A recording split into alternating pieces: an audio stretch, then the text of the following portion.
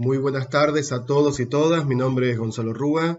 Estoy a cargo de este módulo en el cual vamos a trabajar sobre argumentación en el litigio oral. La idea es que en estos 5 encuentros podamos ver, en primer lugar, tratar de identificar cuáles son los problemas por los cuales a los abogados latinoamericanos nos cuesta tanto litigar en un sistema de audiencias. Este va a ser un primer objetivo. Creemos que si no logramos identificar cuál es la causa, la génesis por la cual nos cuesta litigar, difícilmente vamos a poder generar un cambio en nuestros países el día de mañana. En segundo lugar, vamos a trazar otro objetivo que tiene que ver con no solo con reconocer cuáles son esas dificultades, sino tratar de poder lograr determinar desde dónde se debe partir todo litigio. Y vamos a llegar a la conclusión de que todo análisis de un litigio debe partir siempre desde la antinomia fundamental, esto es, la lucha constante que hay en el proceso penal entre lo que denominamos las garantías del imputado y por el otro lado el acceso a la justicia y lo que es la efectividad del sistema. Poder reconocer que muchos de los conflictos, de los casos, se resuelven en esa antinomia es lo que va a permitir a un abogado, sobre todo en la etapa de investigación, poder argumentar adecuadamente. En tercer lugar, vamos a fijar otro objetivo que es tratar de reconocer que un abogado, para que pueda argumentar de manera adecuada, tiene que tener un buen mapa del caso. Y los abogados latinoamericanos, en líneas generales, no hemos tenido mayor experticia, mayor experiencia en cómo identificar los hechos. De modo tal que, si quiero argumentar bien, va a ser fundamental que tenga, entonces, una buena guía y planificación del caso, que es lo que nos proporciona un análisis de la teoría del caso, pero no ya como posiblemente muchos de ustedes lo hayan visto, sino una teoría del caso mucho más avanzada. En cuarto lugar, vamos a trabajar mucho identificando los hechos relevantes de cada caso para poder poner ahí el punto de inclinación del caso y poder argumentar. En quinto lugar, vamos a fijar como objetivo reconocer que un abogado es un narrador de una historia, ya sea un fiscal, ya sea un defensor, tiene que narrar una historia y que esa historia parte siempre desde un hecho, desde la historia que está concentrada en un hecho. De modo tal que si esa garantía fracasa, el resto de las garantías van a fracasar. Identificar el hecho concreto sobre el cual se va a litigar, identificar la garantía del hecho es lo que nos va a permitir a los abogados poder consolidar una postura. En síntesis y a modo de conclusión, en todo este módulo que vamos a comenzar en el día de hoy, que va a durar durante toda esta semana, vamos a fijar una gran conclusión que es que un buen argumentador siempre necesita tener dos grandes facetas. Una faceta o una visión analítica y una visión persuasiva.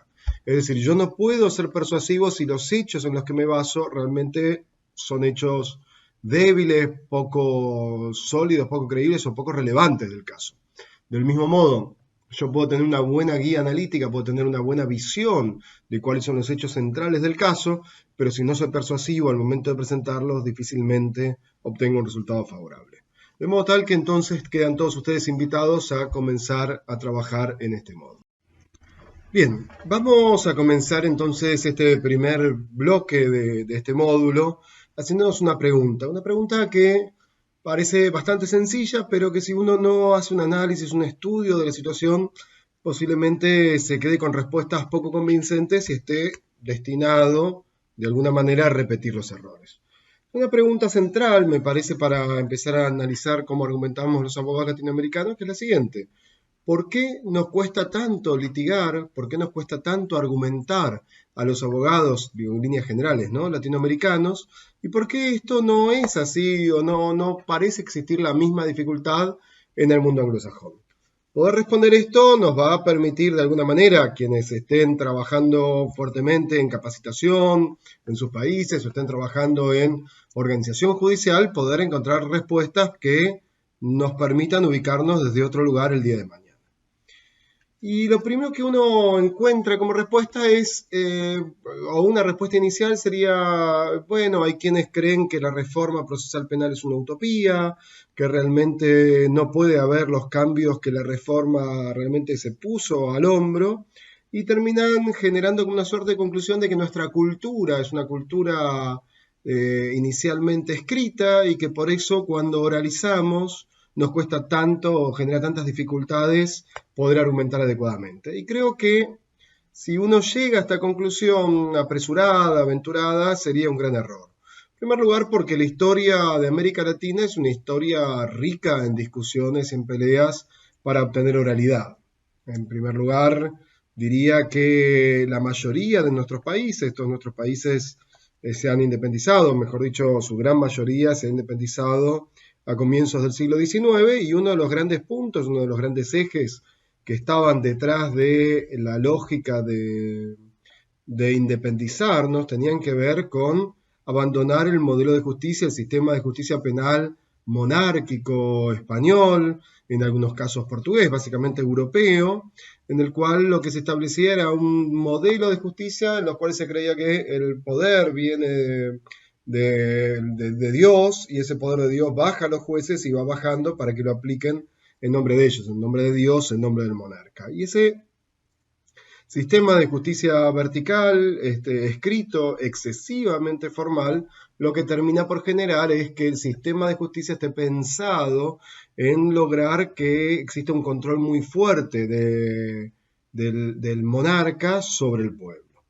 Este modelo de justicia es un modelo de justicia que en esa lógica tiene muy poco espacio para la argumentación. Un modelo de justicia formal y escrito en el cual se nuclea en una única persona todo el poder, es decir, el juez investiga, el juez, como todos saben, en la inquisición, el juez investiga, el juez analiza las garantías, el juez analiza los hechos y el juez resuelve. La pregunta es, ¿y entonces quién argumenta? ¿Y entonces para qué argumentar o para qué argumentar oralmente si finalmente el sistema lo que creía es que la verdad era descubierta por el juez y que el poder que tenía ese juez iba a determinar la verdad de los hechos, de modo tal que la línea argumentativa empieza a tener un espacio muy chico en el sistema inquisitivo? Este es el modelo que América Latina quiso, este es el modelo que las jóvenes naciones latinoamericanas quisieron, y la respuesta claramente es no. Este modelo con la independencia de nuestras naciones es un modelo que es rechazado totalmente, y por eso en la mayoría de las constituciones latinoamericanas empieza a haber una aproximación a un sistema en el cual existan dos partes, una acusación, una defensa y un juez que resuelva. De hecho, en muchos de nuestros países se menciona, no solo en Argentina, que es mi caso, sino en Uruguay, en Panamá también hay menciones muy claras, históricas, raíces históricas sobre el juicio por jurados. Entonces, reconocer el juicio por jurados implicaba no solo creer en un modelo en el cual el pueblo es el que toma la decisión, sino un modelo en el cual existe un juez imparcial e independiente sobre el cual uno puede argumentar sobre esa persona. Uno puede, de alguna manera, buscar los hechos relevantes y los hechos relevantes presentárselos al jurado. ¿Por qué? La siguiente pregunta que nos vamos a hacer es si esta es nuestra estructura constitucional o nuestra decisión política de todas nuestras jóvenes naciones. ¿Por qué ha costado tanto implementarlo? ¿Por qué todavía estamos en un momento en el cual no se termina de definir?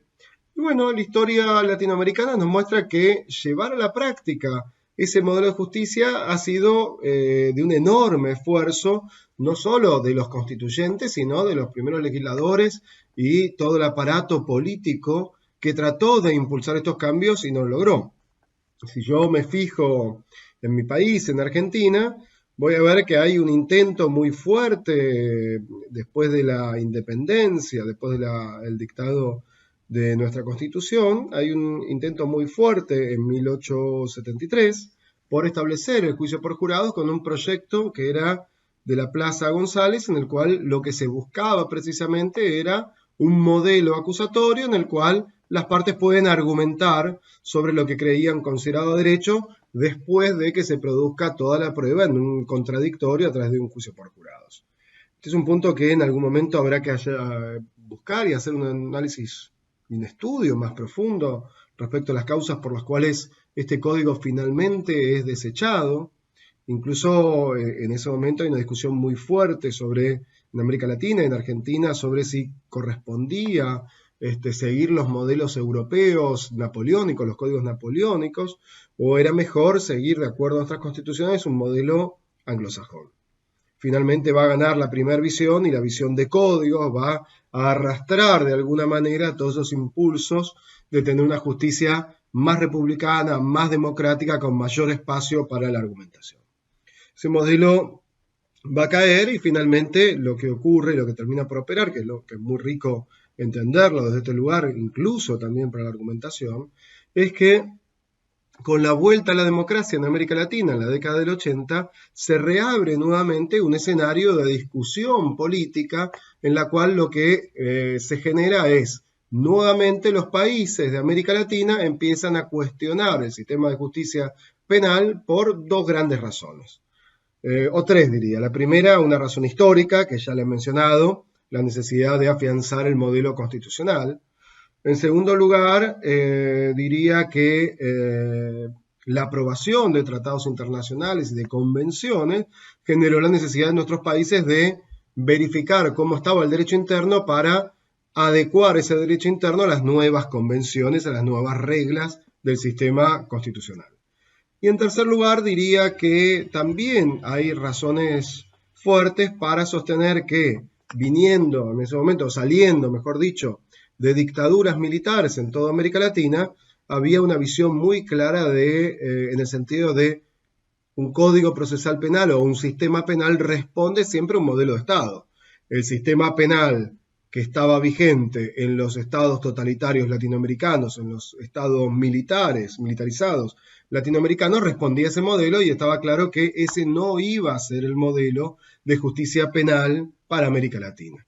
Entonces genera un escenario, diría, históricamente muy interesante, que se genera una pregunta que diría yo que todavía nos la estamos respondiendo, y que cuando empecemos a trabajar más sobre la base de argumentación, debemos también seguir preguntándonos. La pregunta, o mejor dicho, la afirmación que se tenía clara, aunque no así el contenido todavía de esa respuesta, es que había una única misión, una misión muy clara en América Latina, de a qué tipo de justicia había que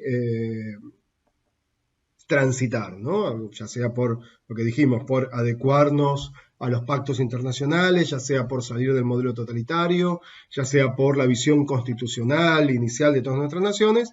Había una idea que era: lo que necesitan nuestros estados es desterrar el modo inquisitivo de ejercer el poder penal.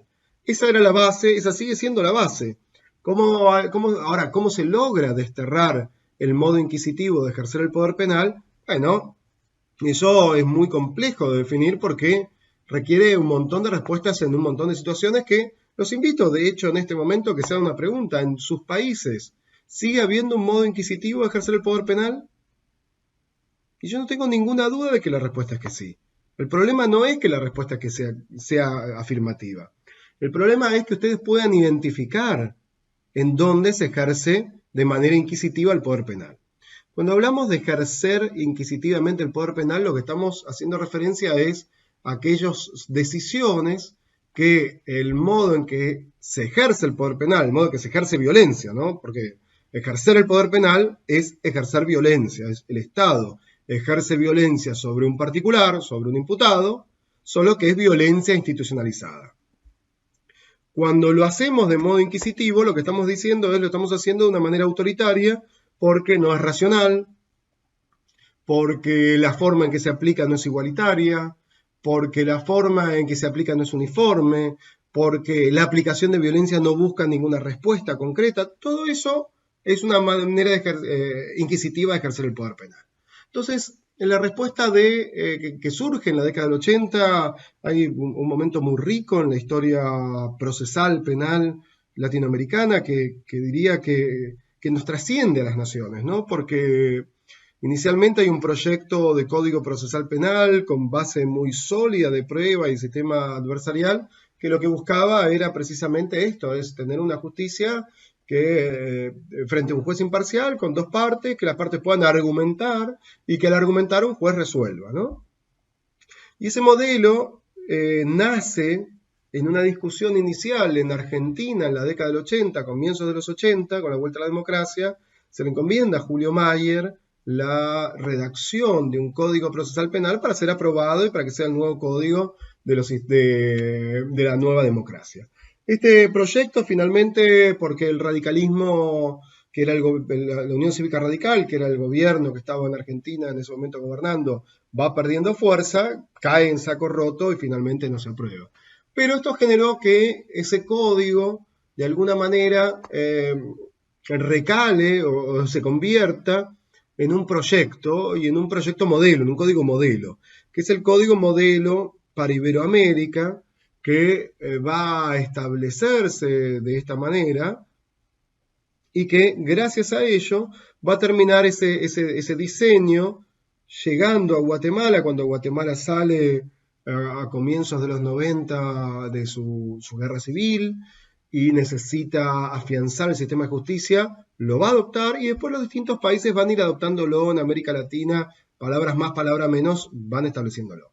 Pero vuelvo a la pregunta inicial, porque ¿qué sentido tendría que hablemos aquí de argumentación jurídica, de cómo argumentar en un caso, si finalmente las decisiones son autoritarias, ¿no? Esto de cómo, y la pregunta nuevamente a ustedes, los sistemas de clases filmadas tienen estos inconvenientes, pero creo que si uno deja un espacio, queda el espacio para pensar. Vuelvo a preguntarlo.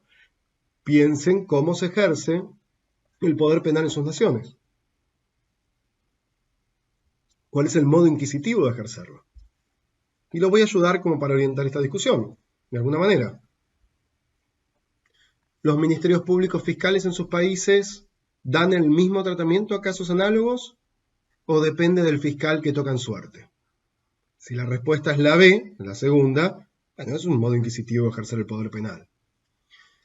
Si la aplicación de una pena en la cárcel está por fuera de un sistema legal, digamos, en sentido de torturas en las cárceles, en sentido de cárceles que no son ni sanas ni limpias, en el sentido de planes que en las normas hablan de un plan de doctrinas de resocializar, al final de cuentas brindar herramientas al condenado para que pueda, si es que lo desea, reinsertarse en un modo o en un modelo de sociedad.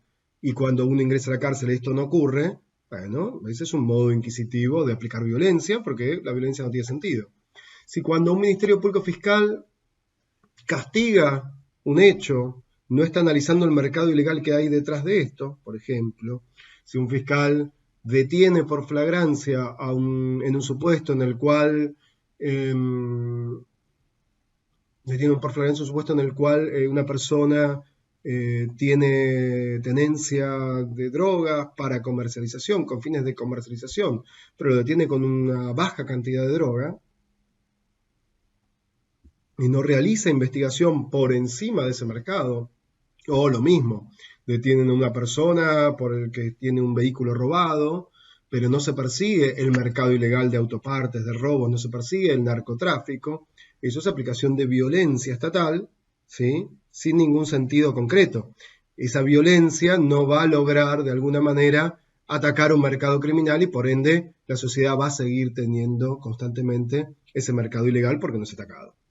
No estamos diciendo que no haya que castigar esos hechos, lo que estamos diciendo es otra cosa, es que no tiene mucho sentido aplicar violencia si vos no vas a lograr cambiar el sistema. Eso es otra forma o modo inquisitivo de ejercer el poder penal.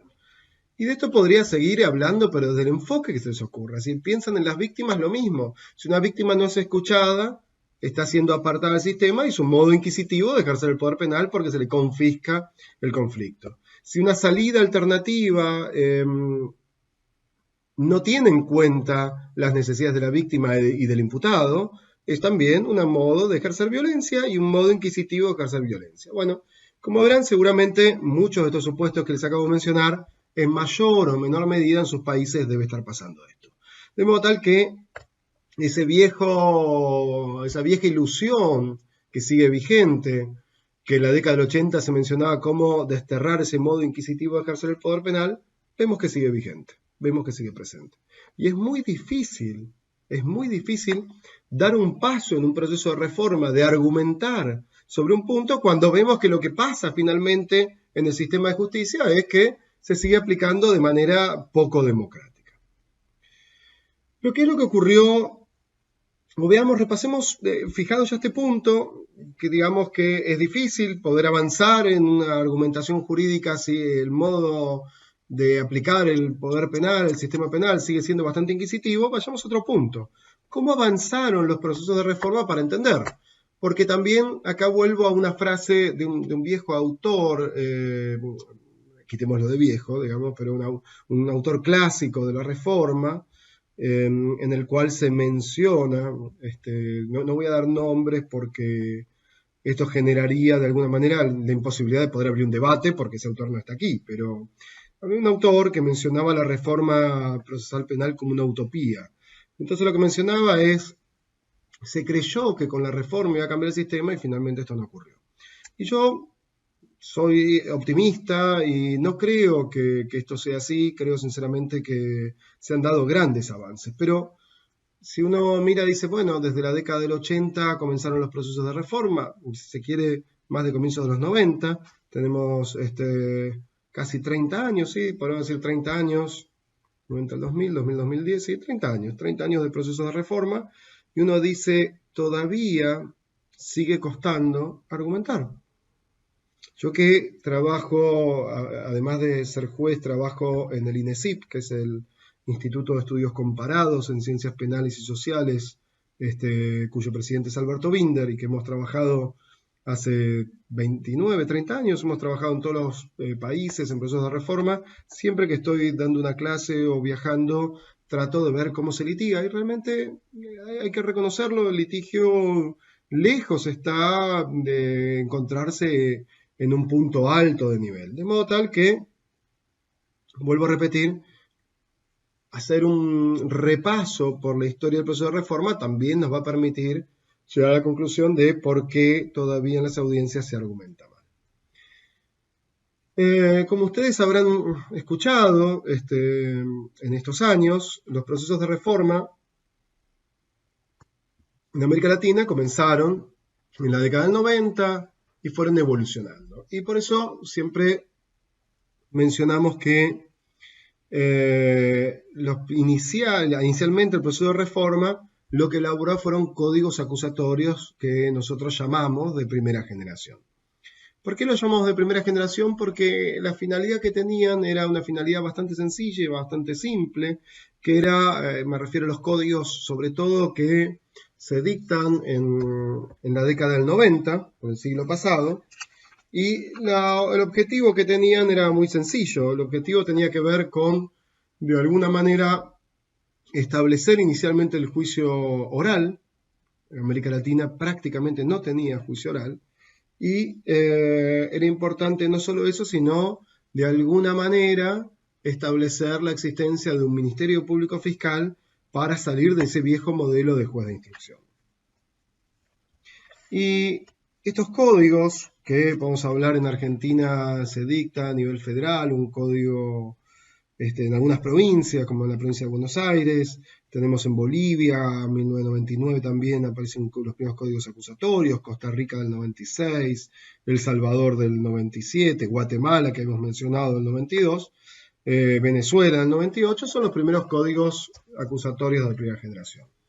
Que luego de varios años, luego de establecerlos, que se pone un Ministerio Público Fiscal para que lleve adelante la investigación, se establece el juicio oral como una idea central que se decía es, bueno, si nosotros queremos democratizar el Poder Judicial, queremos un Poder Judicial transparente, valores republicanos, lo primero, lo indispensable que tenemos que realizar es tener un juicio oral. Y también a la vez empezar a establecer, como son muy pocos los casos que van a juicio oral, establecer un sistema en el cual existan salidas alternas al conflicto. Estos códigos acusatorios de primera generación, cuando entramos ya al presente siglo, después de 5 o 10 años, dependiendo cada caso, se empieza a hacer un estudio y surgen preguntas. ¿Realmente se cumplió, se obtuvo la respuesta esperada? Y vemos que no.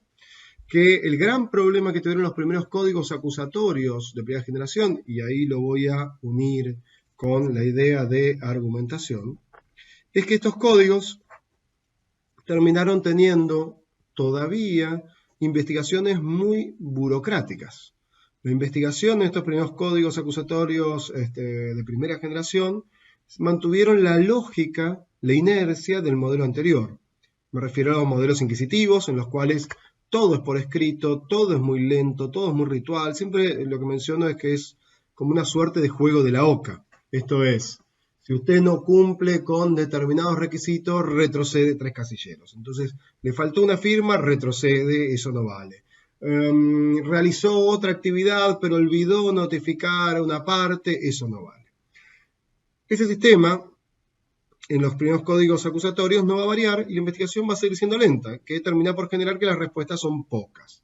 En segundo lugar, el Ministerio Público Fiscal, que se lo veía como una herramienta muy importante para poder generar un litigio entre partes y para poder tener un verdadero litigio argumentativo, termina siendo un Ministerio Público Fiscal, al decir de Julio Mayer, un Ministerio Público Fiscal adolescente. Esto es, adolece de muchas cosas, trata de tener una mirada hacia el mundo policial para comprender los fenómenos criminales y dar respuestas más claras, y sin embargo no lo logra.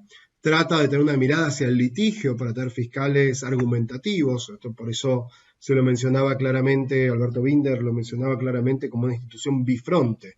Un mundo mira, una cara mirando al mundo policial, otra cara mirando al mundo judicial. Pero termina sin ser nada, digamos, termina siendo muy adolescente, no tiene estructura, no logra procesar información, tiene muy mal manejo con la policía, tiene una mirada de mucha desconfianza con las fuerzas de seguridad y a la vez tiene muy mal litigio, porque el litigio termina siendo, como vamos a ver, bastante escrito. En tercer lugar, y un poco como consecuencia de esa investigación burocrática, formal, rígida, el juicio oral no termina por ser lo que esperábamos.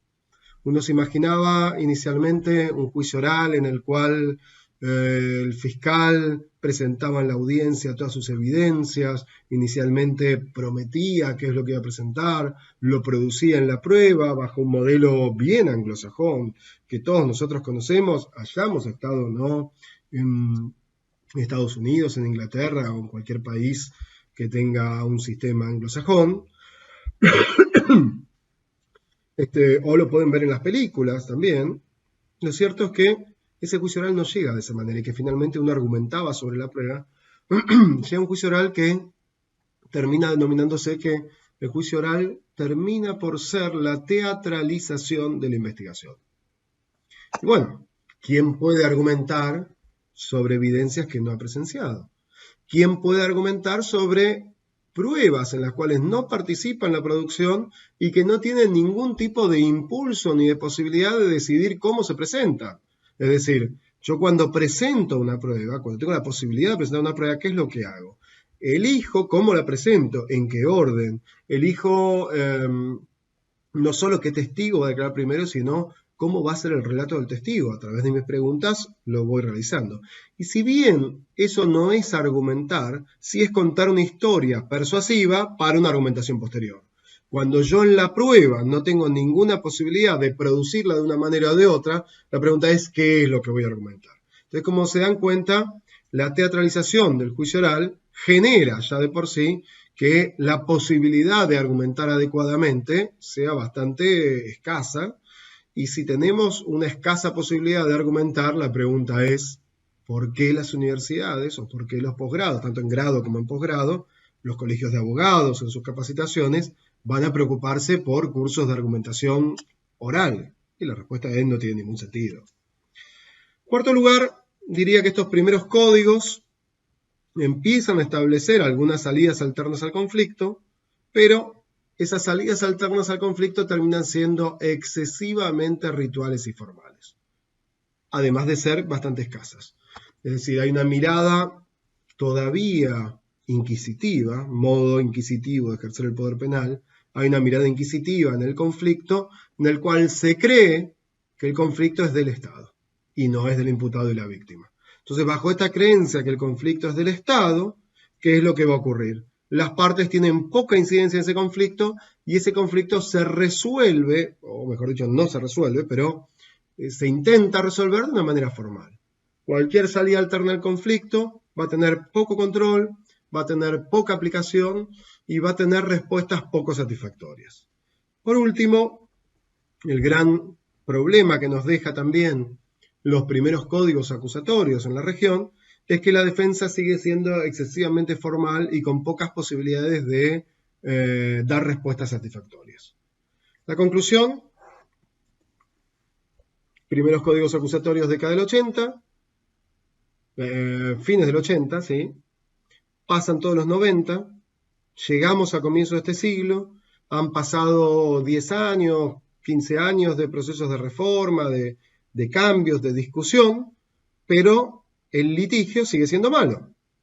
Fiscalía que no sabe a dónde está mirando, si mira al mundo policial o al judicial, prueba que se produce por fuera de un litigio, razón por la cual es muy difícil argumentar sobre prueba que no se produjo, y defensas todavía técnicamente muy formales, no preparadas, defensa que no es una defensa penal efectiva, de modo tal que esos abogados tampoco tenían grandes posibilidades de argumentar. Eso genera que hayamos pasado 10 años, 15 años, como decía, sin un verdadero proceso de reforma desde la posibilidad de argumentar en una audiencia. ¿Qué es lo que ocurre? Luego de esto, ingresamos en los siguientes códigos, los códigos acusatorios de segunda generación. Estos códigos acusatorios de segunda generación van a levantar los inconvenientes observados en los primeros códigos. Se dan cuenta de lo siguiente, dicen, a ver, los códigos que redactamos siguen siendo formales, nosotros teníamos una aspiración de lograr una justicia transparente y republicana, pero esa justicia transparente y republicana no logra tener verdadera preponderancia toda vez que la mayoría de los casos se resuelven en la investigación. Y la investigación sigue siendo formal. Por ello, los códigos acusatorios, para evitar la teatralización del juicio y para evitar esa investigación burocrática, lo primero que van a trabajar es en audiencias orales para todas las etapas. Y esto abrió un nuevo escenario de discusión. Ya no se trata de una justicia encerrada en sí misma, en la cual, como todos ustedes saben, menos del 3% de los casos se resuelven en juicio. Entonces, se acabó esa justicia en las cuales solo el 2, el 3% de los casos tenía un juicio oral, sino que al establecer un sistema de audiencias orales se trata de fomentar que toda decisión sea tomada ante un juez, ¿sí? Frente a un juez y frente a la comunidad. El juez resuelve oralmente frente a un fiscal, el juez resuelve oralmente también las peticiones de la defensa. Entonces, en ese triángulo de discusiones vamos a tener mayor oralidad y vamos teniendo un mayor espacio para la argumentación. Por otro lado, estos nuevos códigos lo que van a establecer es potenciar o intentar, si se quiere potenciar, el Ministerio Público Fiscal y la defensa pública.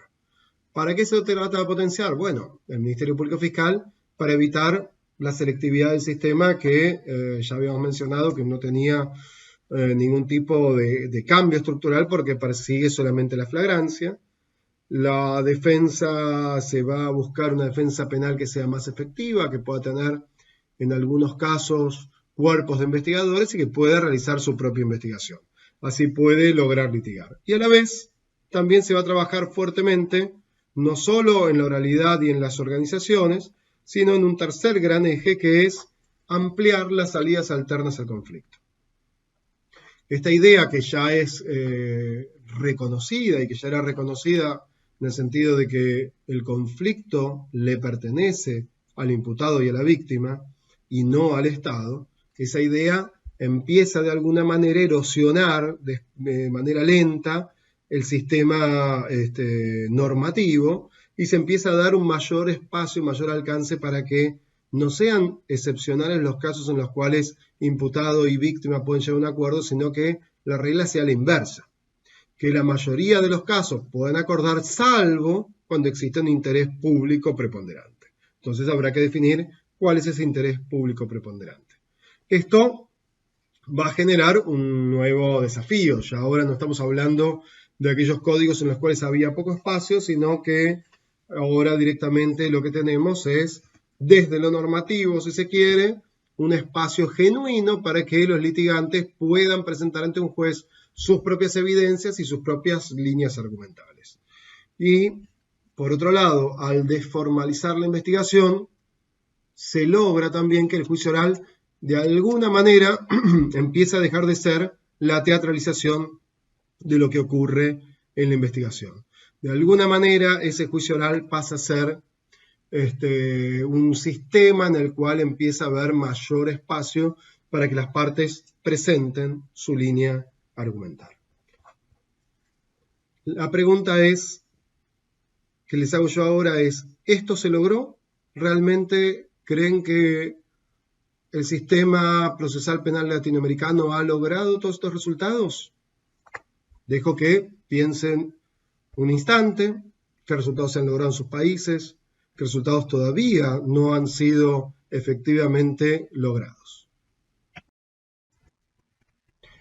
Continuando entonces con la pregunta que dejé formulada, ¿ustedes han visto estos cambios en sus países? ¿Ven que realmente luego de los códigos de segunda generación el litigio tiene otra calidad, la argumentación tiene otra calidad, la selectividad tiene otra calidad? Y yo diría que digamos, en parte sí, en parte no. Hay nuevos desafíos. Un trabajo que publiqué en Buenos Aires referido a los procesos de reforma hablaba que estamos transitando los códigos acusatorios de tercera generación y que en estos códigos acusatorios de tercera generación uno ve nuevos desafíos que lo que generaron es que una vez que uno va superando distintas etapas de los procesos de reforma, uno observa los nuevos desafíos. ¿Cuáles son estos nuevos desafíos? Voy a mencionarlos rápidamente para centrarnos en el problema vinculado a la argumentación. Diría que en primer lugar todavía nos falta un Ministerio Público Fiscal que tenga una visión político-criminal. No hemos logrado salir de la selectividad del sistema, es decir, hemos estudiado la selectividad del sistema, hay obras muy buenas al respecto, la obra de Zaffaroni, Slocar y Alagia, Derecho Penal, parte general, describe de manera muy precisa cómo funciona un sistema penal en líneas generales y que siempre tiene una criminalización secundaria en las clases más desaventajadas y eventualmente puede procesar a alguna persona que fue poderosa, pero que se le corrió ese velo de poder, ¿no? Ya no tiene ese poder. Y los ministerios públicos fiscales todavía están dando sus primeros pasos en esto de tener una visión político-criminal, esto de comprender los fenómenos criminales. Sin un ministerio público fiscal que avance hacia los mercados ilegales, estamos destinados a repetir constantemente aplicación de violencia estatal sobre personas muy desaventajadas, personas sin voz, y sin lograr que con esa persecución el mercado criminal de alguna manera se diluya, sino que al contrario, se fortalece. Una visión política criminal democrática es aquella que está pensando un Ministerio Público Fiscal o el Estado mismo está pensando en cómo aplicar violencia para disminuir violencia. Yo aplico violencia para perseguir un conflicto para que el mercado ilegal que está detrás de ese conflicto disminuya. Si no, no tiene ningún sentido. Y esto todavía estamos dando nuestros primeros pasos. Hay algunos proyectos que fueron avanzando. Hay en Guatemala, en Chile, en Argentina, en Colombia. Hay direcciones de análisis criminal, pero es un estadio muy inicial. Un segundo plano es que recién ahora se empieza a tener una noción más fuerte de lo que es una defensa penal efectiva. Y esto sí tiene que ver ya con la argumentación. Porque nosotros veíamos, por ejemplo, una de las obras más sólidas, clásicas, diría, del derecho procesal penal más moderno, es la de Julio Mayer, que comenzó a escribirla a comienzos de los 90, en el cual lo que establecía fuertemente, y en ese momento todavía bajo unas reglas de un sistema escrito, hablar de defensa en juicio y cuáles son sus corolarios, como por ejemplo poder conocer la imputación, poder conocer cuáles son las pruebas de cargo, poder argumentar sobre las pruebas de cargo, se consideraba como una novedad. Pero hoy en día, con los tratados internacionales, con la Comisión Americana de Derechos Humanos, en fin, con la convencionalidad que rodea al derecho penal, se ha establecido nuevos paradigmas. Hoy una defensa, ya sea pública o privada, tiene que tener la potestad de investigar, tiene que tener la potestad de poder buscar sus propias pruebas y presentar sus propias evidencias. Y esto sí tiene que ver con la argumentación. Si yo no permito esto, difícilmente puedo argumentar porque no tengo ningún elemento para argumentar. Entonces, acá tenemos un punto que empieza a ser fuerte y que empieza a explicar el porqué de la argumentación y del litigio, del estudio de la argumentación y del estudio del litigio. En tercer lugar, hay un nuevo desafío que tiene que ver con cómo se establece una organización judicial moderna. Esto tiene que ver con cómo es un colegio de jueces, cuáles son las respuestas que tiene que dar, cómo es el gobierno judicial hacia adentro y cómo es hacia afuera los resultados que tiene que dar, son temas que hay que empezar a medir. Cómo se gestionan los conflictos y cómo se controla las salidas alternas al conflicto, son temas que inicialmente se le dio poca importancia, se centró mucho en la solución, en vez de la solución del conflicto, se centró mucho en que la suspensión condicional del proceso a prueba y la reparación eran medios de descongestión, cuando esto no es cierto, esto es una consecuencia secundaria. El punto central es que estas salidas tienen que ser salidas de calidad. Y para eso tengo que tener buenas respuestas y buen control. Y esto es un punto que es un nuevo desafío porque ha sido un fracaso. Se establece la necesidad de tener valores democráticos y republicanos más sólidos, por eso se establece y hay una suerte de renacimiento del juicio por jurados, no solo en Argentina, en Chile ya hay una asociación que está buscando la aplicación de juicio por jurados, se está tratando de fortalecer en países que lo han mantenido, como Panamá, como Nicaragua, pero que lo mantienen bajo estándares tal vez que no son de la calidad suficiente para litigar, porque la audiencia de voir dire es una audiencia de selección de jurado muy mala aún. La calidad del litigio se empieza a poner mayor énfasis en el sentido de, si ya estamos litigando, bueno, es el momento de medir cómo es esa calidad de litigio en América Latina. Se está tratando de aceitar relaciones entre la sociedad y la justicia, tratar de tener respuestas, si se quiere, de derecho penal comunitario, donde la comunidad de alguna manera pueda mostrar a las autoridades cuáles son las necesidades, dónde se pueden aplicar respuestas de calidad o tareas comunitarias, cómo se puede generar un mayor vínculo entre un Ministerio Público Fiscal que a veces está un poco aislado, la policía que desconfía del Ministerio Público Fiscal y la sociedad y las víctimas que saben dónde se vende droga, dónde se venden autos robados y que necesita tener canales más ágiles para pasar esa información. Un mayor estudio del mundo policial, se ha democratizado el Ministerio Público Fiscal con la selección de un fiscal general que tiene un plazo solamente en el poder y luego deja ese lugar. Se ha democratizado de alguna manera el Poder Judicial, no solo con el juicio por jurados y la toma de decisiones, sino también con la existencia de concursos públicos para los jueces, y todavía el mundo policial no ha tenido esa democratización. Es necesario profundizar un poco, una visión que permita de alguna manera abrir las puertas de la información que maneja la policía.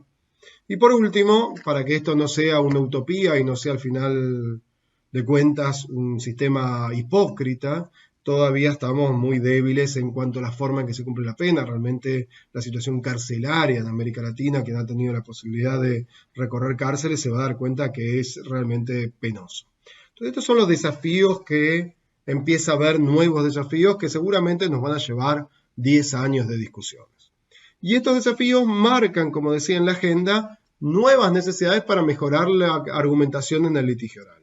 El juicio por jurados en América Latina y en Argentina en los últimos 3-4 años ha demostrado que cuando un abogado litiga ante un jurado que solamente va a ser jurado una persona una vez en su vida, esto genera que hay una mayor responsabilidad por la función de decidir. Implica también que bajo los parámetros legales y constitucionales, el jurado se pone muy exigente con la prueba. Entonces los fiscales ya no les sirve argumentar de manera pobre, de manera falaz, de manera tautológica o circular, hablando de actas y demás, porque el jurado no tiene esas actas, no tiene un expediente, no tiene ninguna información. De modo tal que el juicio por jurados ha potenciado la necesidad de litigar y la necesidad de argumentar en sistema oral. Lo mismo que esto que mencionábamos de la defensa penal efectiva, las nuevas facetas que tiene para investigar, potencian la posibilidad de la defensa de entrar en una suerte de igualdad de armas, como debiera ser. No sé si se ha logrado efectivamente, creo que claramente no, pero que se va en camino de igualar esas armas, y al tener las mismas armas de investigación, esto genera la posibilidad de que puedan confrontarse dos historias. Y para confrontar dos historias tiene que haber una visión muy clara del abogado litigante de qué es lo que va a presentar y cómo va a argumentar esa situación. Entonces, Resumiendo estos nuevos desafíos de la reforma en América Latina, nos quedan los problemas. ¿Cuáles son también los problemas que venimos observando? Y bueno, y algunos de estos problemas diría que ahora se está trabajando mucho también, y esto va a ser muy importante para la argumentación y el litigio, se trabaja mucho en derecho probatorio. Después de 20, 30 años de procesos de reforma, uno empieza a advertir que el derecho probatorio todavía mantiene una raíz inquisitiva, todavía mantiene una raíz europeo-continental que está vinculando la prueba más una visión formal de introducción que una visión más anglosajona, que es la siguiente, que es: no toda información puede ingresar a juicio oral. La información que no reúna la calidad suficiente no puede ingresar. Y esto genera dos escenarios de argumentación y litigio bien interesantes. El primero es un nuevo escenario que no existía, vinculado a qué prueba puede ingresar en juicio oral. Ya acá no se trata de que no se haya violado una garantía constitucional, sino que las partes lo que litigan es: ¿se trata de prueba prejuiciosa? ¿Se trata de prueba pertinente pero que todavía no es relevante? Estas son discusiones que vamos a tratar de dar en estos escasos 5 días para trabajar un poco sobre también la argumentación en la audiencia preparatoria de juicio. Pero no solo eso, sino que esto ha generado también un nuevo litigio y una nueva argumentación, que en juicio oral la información que ingresa, como tiene determinado estándar, todavía podemos discutir qué tipo de calidad tiene esa prueba que fue admitida, pero que todavía no sabemos si pesa exactamente igual una prueba con otra. Pero aún así, aún con los enormes cambios, porque si me permiten una pequeña síntesis de lo que venimos hablando hasta ahora en estos primeros bloques, en este primer día, uno diría como conclusión: ¿por qué nos cuesta tanto litigar? Bueno, porque a pesar de que tenemos una raíz constitucional anglosajona, el cuerpo normativo sigue siendo un cuerpo normativo indiano que estaba más vinculado con el modelo inquisitivo europeo continental. La siguiente pregunta es: pero han pasado 30 años de estos procesos de reforma y, como les expliqué o como estuvimos dialogando de alguna manera, esos procesos de reforma han ido evolucionando. Y diría, bueno, es cierto, han ido evolucionando, pero no es menos cierto que los primeros códigos tuvieron que trabajar mucho tiempo para ir generando y encontrando los cambios. Y esos cambios se han ido produciendo, y los códigos actuales latinoamericanos, como me gusta decirle a mí, códigos adversariales latinoamericanos, porque tiene una raíz muy, muy propia, ¿no? Digamos, si bien tiene una suerte de raíz anglosajona, es un código muy distinto al modelo anglosajón por millones de circunstancias. La discusión en etapa intermedia es muy distinta, la aplicación de garantías es muy distinta.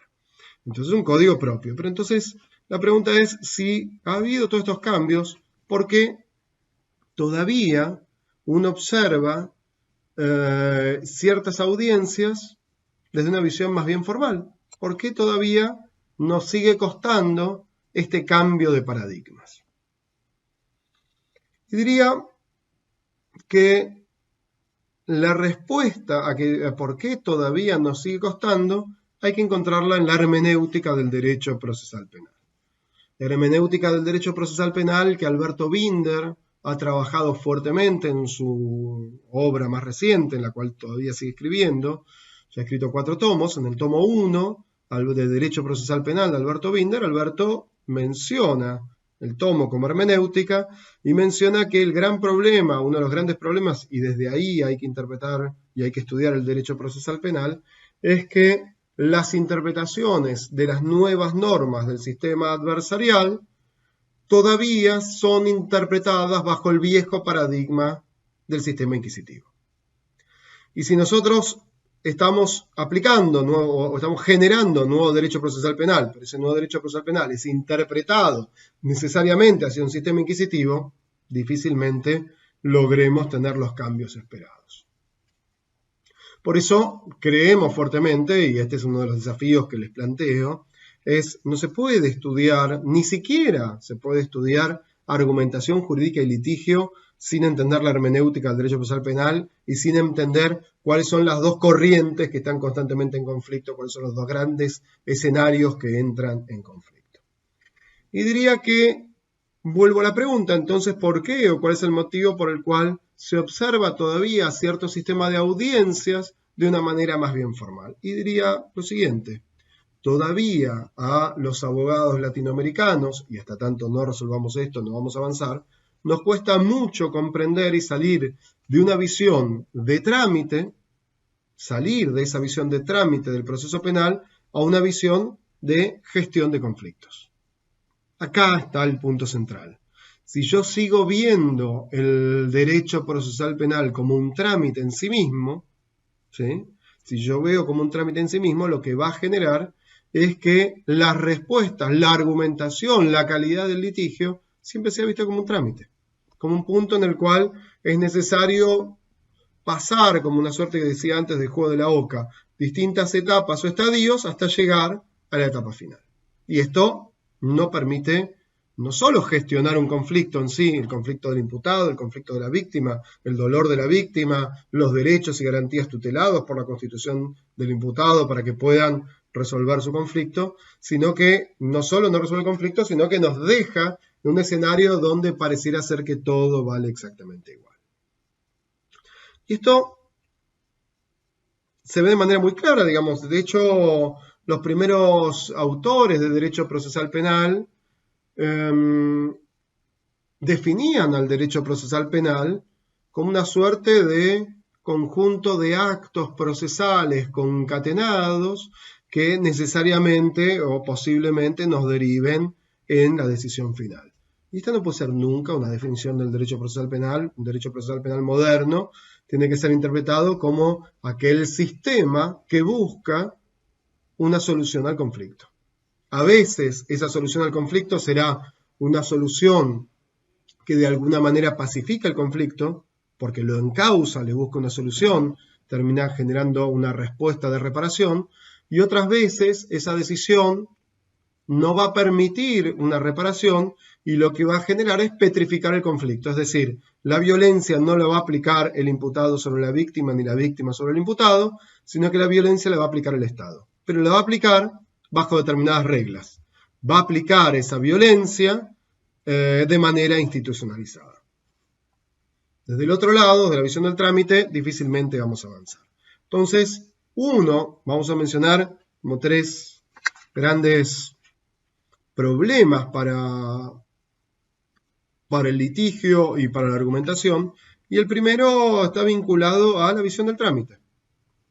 Nos han enseñado en nuestras universidades, nos han enseñado en nuestras capacitaciones, nos han enseñado cuando entramos a trabajar en el Poder Judicial, quienes trabajan en el Poder Judicial, a tramitar. Yo tramito un expediente. El trámite del expediente implica que ese expediente vaya de una oficina a otra para que conteste una vista, de esa vista se conteste otra cuestión, otra vista, vuelve, se da otro paso, se recurre, pasa una cámara, vuelve. Hay una visión de un trámite. A nadie le interesa resolver el conflicto. Y esa visión de trámite la vemos en muchas prácticas. Vuelvo para tratar de hacerlo de alguna manera algo dialogado, estos encuentros, y dejo la pregunta para que ustedes, desde el otro lado, se tomen un minuto para pensar. Pueden poner en pausa el video, digamos, y me dejan congelado y piensan en qué oportunidad yo como funcionario, como empleado, como operador del sistema, básicamente, estoy tramitando un caso en vez de gestionar un conflicto. Y van a ver que si empiezan a analizar, y les voy a dar ejemplos, se van a dar cuenta que muchas veces pasa esto. Cuando un fiscal por su propia agenda pide postergación de audiencia en vez de mandar un fiscal auxiliar, cuando un defensor hace exactamente lo mismo, cuando un juez llega tarde a la sala de audiencias o tiene alguna actividad por la cual suspende la audiencia, estamos teniendo una visión de un trámite. ¿Por qué?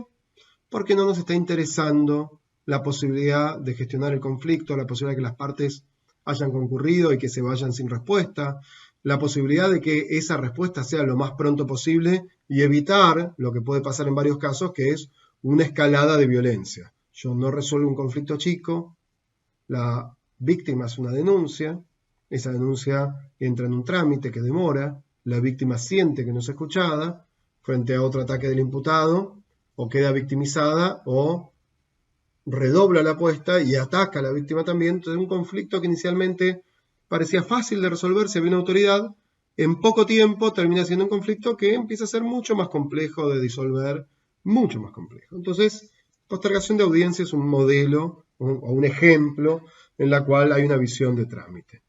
En segundo lugar, diría que toda decisión que no está focalizada en el interés de las partes es una decisión de puro trámite.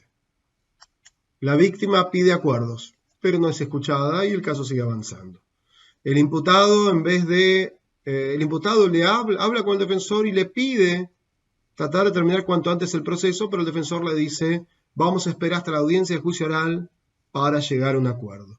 No sea cosa que en alguna de las etapas procesales logremos algo que nunca ocurre, que es que el caso se pierda, que el caso no avance, que el caso se pierda. Es otra visión de trámite. No se plantea la solución, sino que pasemos por distintas etapas, rápidamente en todo caso, para ver si después finalmente se llega a esta decisión. Los fiscales que litigan y al litigar, en vez de escuchar a la víctima, que es su propia que es la interesada del caso y que justamente la fiscalía lo que hace es gestionar el interés de la víctima, en vez de gestionar ese interés, no escucha y resuelve en base a una suerte de interés público que nadie puede definir. En el caso concreto ni sabemos a qué se refiere. Cuando tomamos una respuesta pronta del sistema, incluso cuando se suspende el proceso a prueba, suspensión condicional del proceso a prueba, probation, o como sea llamada en sus países, cuando finalmente se busca una salida alterna al conflicto, y las condiciones que se fijan en ese conflicto no tienen nada que ver con la víctima, no es escuchar a la víctima, o se prescinde de su opinión y no importa si es reparado su interés o no. Es otro ejemplo de una respuesta a lo que está buscando es descongestionar el sistema bajo un modelo de trámite y no está pensando en ese caso como una respuesta concreta. De modo tal que si nosotros no abandonamos la visión del trámite, estamos condenados a repetir casos en los cuales no solo no hay respuesta, sino que la argumentación pierde sentido. ¿Qué voy a argumentar? ¿Un trámite? ¿Voy a argumentar sobre cuál es la condición que corresponde aplicar al imputado para qué condiciones va a cumplir en una probation? No tiene ningún sentido. Ahí es donde la argumentación va perdiendo mucho espacio. De modo tal que un primer desafío para poder argumentar y tener un mayor espacio para argumentar es abandonar la visión del trámite, abandonar, de hecho, tener un cambio de lógica de la enseñanza del derecho en las carreras de grado y de posgrado y empezar a comprender que todo caso lo que uno debe abordar es la solución del conflicto. Entonces entramos en otra dimensión que es cómo vamos a resolver ese conflicto. Y esto, lo primero que tenemos que tener presente es que todo litigio, y esto es muy importante tenerlo presente, que todo litigio es un conflicto formalizado. Cuando yo litigo, lo que estoy litigando es un conflicto que une el interés de la víctima, que tiene el interés de la víctima, el interés del imputado, y ese litigio que voy a tener es un conflicto que tiene reglas, un conflicto sujeto a reglas, un conflicto sujeto a formas. Y vamos a ver que la decisión, y en esto va a jugar muy fuerte la argumentación sobre esa decisión, va a depender si el caso es un caso de acuerdos o se trata de un caso de conocimiento. Cuando el caso es de acuerdos nos referimos a una salida alterna al conflicto, una reparación, e incluso un abreviado, una suspensión condicional, en el cual la decisión se va a basar y la argumentación se va a basar sobre cuáles son esas condiciones que deben aplicarse en el caso concreto, si se ha reparado adecuadamente el derecho de la víctima o no, si se dan las condiciones legales permitidas para ello, o por el contrario, si se trata de un caso de conocimiento, esto es, no hay posibilidad de arribar a ningún tipo de acuerdo en el caso, de modo tal que este caso debe litigarse en una audiencia contradictoria. Cuando hablo de conocimiento, estoy hablando de audiencias contradictorias. Debe litigarse en audiencia contradictoria y ya se requiere entonces, sí, otro litigio y otra argumentación que es el litigio de construir una historia, por un lado, construir otra historia persuasiva por el otro, y que haya un confronte de historias para ver cuál de las dos historias se prueba y se acredita en juicio. Estos dos sistemas de decisión van a tener distintas líneas argumentales. Si yo estoy litigando un sistema, como decíamos, una audiencia de acuerdos, las reglas de las audiencias de acuerdos son distintas a las reglas de las audiencias contradictorias o de conocimiento. Los intereses que hay en juego son distintos y las argumentaciones, por ende, van a ser distintos. En la audiencia de acuerdos, de hecho, si miramos desde el rol del juez, en la audiencia de acuerdos, ¿cuál es el rol del juez? Verificar que se trate de un caso que permite un acuerdo conforme a las normas legales, verificar cuáles son los planteos de las partes, verificar si el interés de ambas partes está siendo tutelado y, siendo una audiencia de acuerdos, verificar que no existe una suerte de sometimiento de una parte por sobre la otra. Este es el escenario del litigio, este es el escenario de la argumentación. El escenario del litigio y el escenario de la argumentación en una audiencia contradictoria de conocimiento es un escenario totalmente distinto. Ya no estamos hablando de verificar que el interés de cada parte haya sido tutelado efectivamente, sino que lo que tenemos son dos historias en pugna que van a tener hechos, en ambas historias va a haber hechos de común acuerdo y hechos en controversia. Ejemplo, en un supuesto en el cual hay un homicidio, la fiscalía acusa a A por la comisión de un homicidio, y A tendrá que plantear o podrá plantear varias hipótesis. Podrá plantear que ese homicidio no existió, que la víctima está con vida. Podrá plantear que sí existió, pero que el autor es otro, problema de autoría. Podrá plantear, en tercer lugar, que sí la víctima está muerta, sí efectivamente él fue el autor, pero que actuó, por ejemplo, en legítima defensa. Estos dos planteos generan historias distintas. Estas dos historias, vamos al último supuesto de legítima defensa, generan que en ambas historias haya hechos de común acuerdo. En el caso de legítima defensa, no está en discusión que la víctima B falleció, no está en discusión que la víctima B falleció por un ataque de A, del imputado. Lo que está en discusión es si existió o no una agresión previa, y si esa agresión previa autorizaba o no a la legítima defensa, ¿no? A defender su propia vida. Estas son las discusiones. Entonces uno ve que en el juicio de conocimiento la argumentación es diametralmente opuesta. Entonces vemos que, saliendo de la visión de trámite, al momento de tomar decisiones, reconocer lo que es una audiencia contradictoria de una audiencia de un supuesto de acuerdos, tiene otro escenario totalmente distinto. Entonces, este es un primer punto que los nuevos desafíos de la reforma nos imponen empezar a trabajar. No solo eso, sino que también, en segundo lugar, nos encontramos frente a otra situación. En el momento de investigar, ¿sí? Porque recién nos mencionamos solamente lo que es la argumentación respecto de la toma de decisiones, pero también existen argumentaciones muy potentes y litigio muy potente en lo que es la etapa de investigación. Y esto nos permite observar que la argumentación y el litigio vinculado a actos de investigación siempre está centrado en la gran antinomia fundamental. Nos referimos concretamente a la antinomia fundamental entre lo que es la efectividad del sistema y la tutela judicial efectiva, los derechos de la víctima, y por el otro lado nos referimos a las garantías del imputado. Cada vez que se toma una decisión, lo que está en juego en la investigación, una decisión contradictoria, es esto. ¿Hasta qué punto juega la tutela judicial efectiva de los derechos de la víctima y hasta qué punto juegan las garantías del imputado?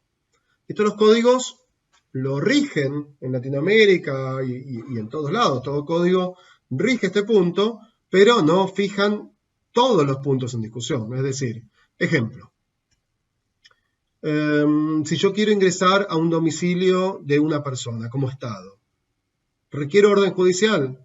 La respuesta es sí, salvo determinados supuestos. Entonces se trata de una actividad reglada. La manera en que el Código Procesal Penal reglamenta ese derecho, o limita, mejor dicho, limita el derecho de la vivienda de una persona sobre su vivienda, lo limita porque ningún derecho es absoluto, lo hace a través de determinadas decisiones. Dice, en primer lugar, todos tenemos derecho a que el Estado no se entrometa en nuestra vida privada, por eso la propiedad es un bien muy importante en una sociedad, pero hay ciertos supuestos en los cuales se debe ingresar con una orden judicial. Yo estoy investigando a una persona, entonces tengo que pedirle a un juez que me habilite el ingreso, orden de allanamiento, orden de registro domiciliario, para un fin determinado. No se trata de investigar abiertamente a cualquier persona, sino que se trata de buscar un elemento determinado. La decisión del código que lo establece de esta manera, lo mismo que la decisión de cuando el código dice, aún sin orden judicial, la mayoría de los códigos, ¿no? Aún sin orden judicial, usted puede ingresar a un domicilio cuando está persiguiendo a una persona y esa persona ingresa a su domicilio, o cuando se escuchan gritos de auxilio, o se ve una situación de peligro, no requerirá orden judicial y puede ingresar. Es la manera en que los legisladores, en líneas generales, han encontrado un equilibrio entre tutela judicial efectiva, por un lado, y garantías constitucionales por el otro. Ese es un juego, es un terreno de juego que constantemente se va reelaborando y que las partes, fiscal y defensa, van erosionando y van argumentando a favor de su postura, y los jueces lo que van haciendo es ensanchando o achicando ese terreno de juego. Y llevémoslo a un caso concreto.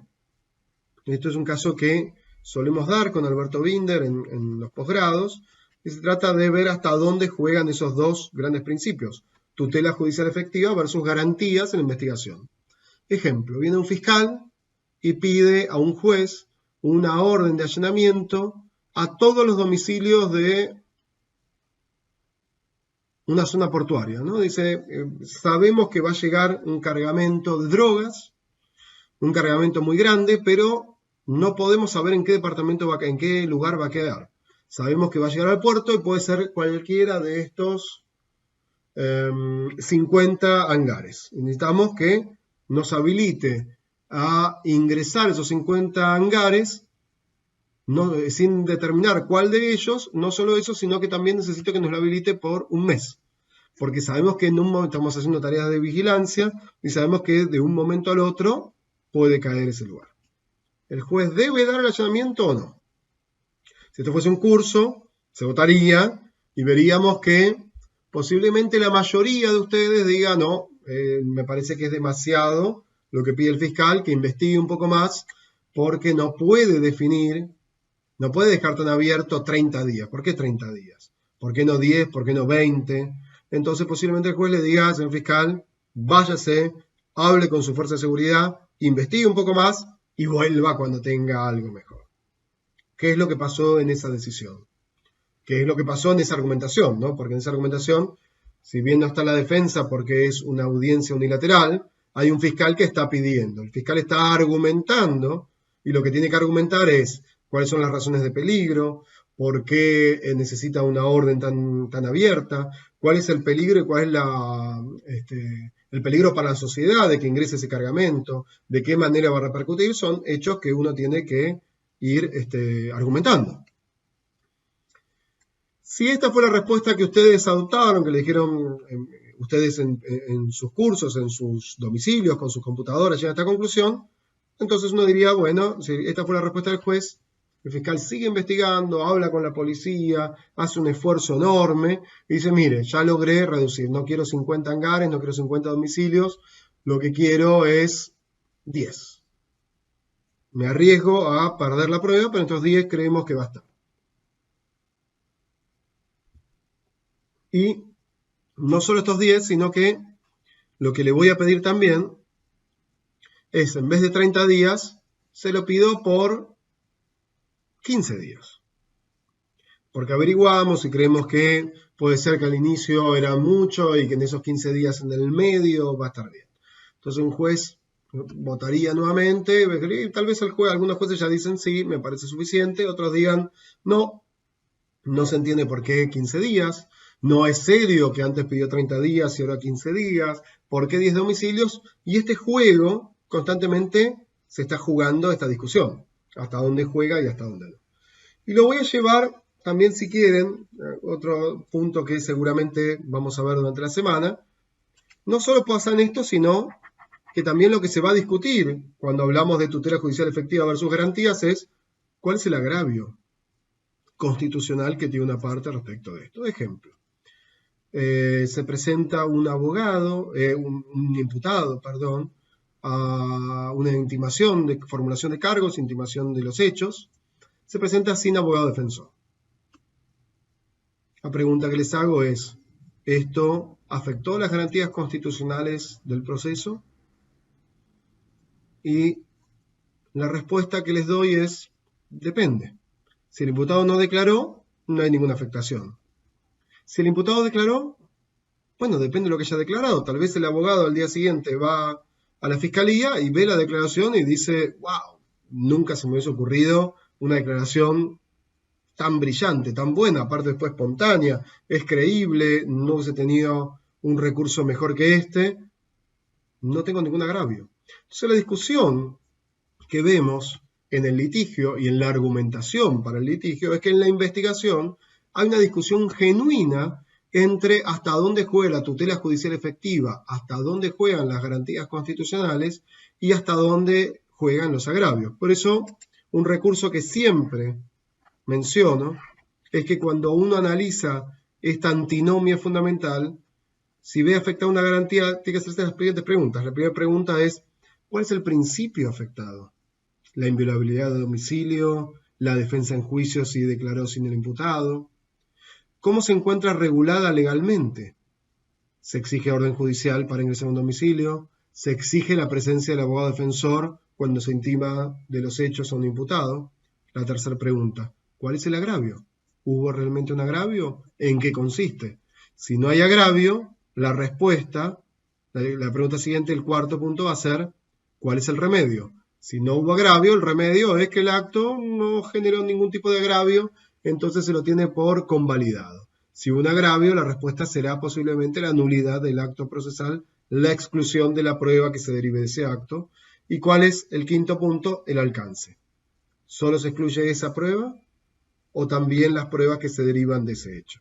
Entonces vemos que la argumentación en el litigio, referido a la investigación, va a estar siempre centrada en la antinomia fundamental, tutela judicial efectiva versus garantías constitucionales, y verificar si eventualmente hay o no hay un agravio. Por eso, repito, los 5 pasos importantes para analizar esto van a estar vinculados a principio afectado, regulación normativa en el derecho interno de ese principio, el agravio concreto que existe sobre esa afectación, cuál es el remedio que se propone, cuál es el alcance de ese remedio. Por último, y para concluir este punto, nos queda un último escenario que es, si ya hablamos de cómo se litiga y cómo se toman decisiones en el litigio y cómo se argumenta en la toma de decisiones dependiendo de si trataba una audiencia de acuerdos o de conocimiento. También vimos que en la investigación tenemos que argumentar en base a la antinomia fundamental. La pregunta es cómo se prepara, el tercer paso es cómo se prepara el abogado para ejercer su rol. Y creo que las escuelas de derecho en esto han sido muy flacas al momento de definir el rol del abogado. Creemos que desde la visión del trámite, nuestras universidades en líneas generales han enseñado, que era el modelo tradicional inquisitivo en la cual muchos de nosotros estudiamos, nos enseñó a tramitar. Cómo se tramita un expediente, cómo se tramita un caso desde una visión formal y ritual, pero nunca nos enseñó cuál es el rol del abogado. Básicamente, si yo les preguntase a ustedes, los más jóvenes lo van a recordar, los mayores tal vez no lo recordemos tanto, pero yo me pregunto, ¿por qué estudió Derecho? ¿Por qué usted, estudió Derecho? Y no creo que la respuesta sea, miren, cuando yo estaba en el colegio secundario, en realidad lo que yo amaba era tramitar. Lo que yo amaba era completar formularios. Seguramente esto no es así, y lo que ustedes me respondan seguramente va a estar más vinculado a uno estudió Derecho porque creía en un valor justicia, creía que era bueno defender y tutelar los derechos de otro, y para tutelar los derechos de otro y para poder hacer un buen papel se requiere tener una buena planificación de un caso y una buena argumentación. Pero antes que argumentar, mis estimados colegas, el abogado tiene que cumplir otros roles. En primer lugar, tiene que un abogado que salga de la visión del trámite, tiene que analizar los hechos del caso. Entonces, no puedo argumentar si no tengo un análisis fuerte de los hechos del caso. En segundo lugar, luego de analizar los hechos del caso, tengo que aprender a narrar una historia. ¿Cómo hago yo para narrar una historia? Analizo todos los hechos, tomo los hechos más importantes y construyo una narración persuasiva. En tercer lugar, recién ahí el abogado puede argumentar. Es sobre esa narración persuasiva, sobre esa historia favorable que el abogado debe argumentar.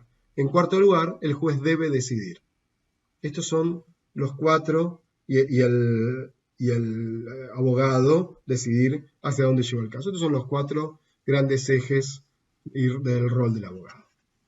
En síntesis, para concluir este punto, entonces, vemos que el proceso de reforma no solo avanzó estos 30 años y fue tomando y resolviendo los distintos inconvenientes que se generaron, sino que para concluir los problemas que nos ha generado el proceso de reforma, más que el proceso de reforma, el sistema inquisitivo, la cultura inquisitiva nos ha generado en la argumentación, están muy vinculados a la visión del trámite. Un abogado que tramita es un abogado que no está dispuesto a pensar el caso desde una gestión del conflicto, a salir desde esa visión de trámite, entrar en la gestión del conflicto y poder argumentar sobre la misma. Y vemos que para poder argumentar persuasivamente y para poder tomar decisiones, cuando los abogados debemos tener presente lo siguiente. Si estamos en etapa de decisión, tenemos que ver si es una audiencia de acuerdos o una audiencia contradictoria. Si estamos hablando de audiencia de acuerdos, el litigio y la argumentación pasa por las condiciones de legitimidad de las condiciones, pasa por litigar y argumentar sobre los intereses, que no haya una situación de sometimiento de una parte sobre la otra, y sobre la legalidad del acuerdo y de las condiciones de cada una de las partes. Si estamos hablando de una audiencia contradictoria, entonces la persuasión, la argumentación va a estar vinculada a los hechos contradictorios del caso, como mencionamos en ese ejemplo de legítima defensa. Ahora bien, si el litigio está en una etapa inicial y estamos en etapa de investigación, nuestra mirada argumentativa siempre tiene que estar en base a la antinomia fundamental. Esto es, tutela judicial efectiva versus garantías. Tenemos que ver hasta qué punto lo que nosotros planteamos afecta o no la garantía del imputado o no la afecta, y si se ve una visión contraria estaría afectando la tutela de los derechos de la víctima. De esto se trata los límites de la investigación. Por último, comprender que no se trata de hablar de criterios de argumentación inductivos o deductivos. Yo voy a tratar de salir de ese escenario. Creo que es un escenario teórico importante y relevante, pero que el punto central hoy en el sistema de audiencias es cómo encuentro yo los puntos críticos del caso para argumentar. Y creo que un abogado que se dedique a argumentar va a fracasar si antes no tiene los pasos previos. El abogado, en primer lugar, lo que hace es analizar los hechos. En segundo lugar, lo que hace es narrar una historia persuasiva. En tercer lugar, lo que hace es argumentar sobre esa historia persuasiva. Y en cuarto lugar, es decidir hacia dónde empuja el caso.